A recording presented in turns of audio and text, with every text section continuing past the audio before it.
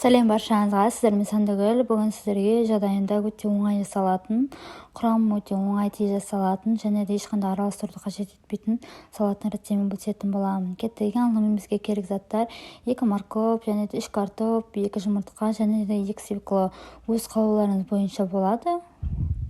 Ең алдымен осының барлығын біз қазір осылай теркіден өткізіп алатын боламыз. Яғни 2 жұмыртқаны бөлек алып қоямыз. Қалғанын барлығын осылай теркінің ең кішкентай сабына осылай өткізетін боламыз. Барлығын осылай өткізіп болғаннан кейін үстіне майонезімізді қосып, жақсылап осылай араластыратын боламыз. Жақсылап араластырғаннан кейін барлығын осылай араластырып алатын боламыз. Яғни астынан төмен қаратай езіп алмай, осылай біртіндеп осылай араластырып аламыз. Араластырып болғаннан кейін осындай 2 тарликамызды екі бөлек қылып, яғни кішкене бүйтіп шұңғылдау қылып, осылай үстіне бектеу қылып, осылай 2 бөлікке салып, барлығын салып аламыз. Одан кейін үстіне осылай жұмыртқамызды 2 бөлеміз де, мына осыны ағын бірінші өткізіп аламыз. Ағын теркіден өткізіп, одан кейін үстіне сарысын өткізіп аламыз. Яғни біз бұл әдемілеу, әсемдеу үшін жасаймыз. Және де өз қалауларыңыз бойынша майонез жасасаңыздар да болады. Міне дәл осылай.